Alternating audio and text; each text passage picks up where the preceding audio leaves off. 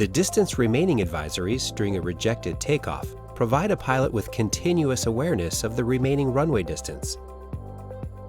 These advisories will be heard if the aircraft has accelerated to more than 40 knots and aborts the takeoff.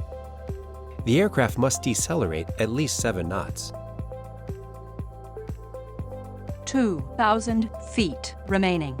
The advisories will continue as long as the ground speed is greater than 40 knots. 1,000 remaining. 500 remaining. The callouts are configurable based on maximum distance and do not ensure that the aircraft can or will be stopped before the end of the runway. If the aircraft is stopped on the runway, the extended holding call is disabled.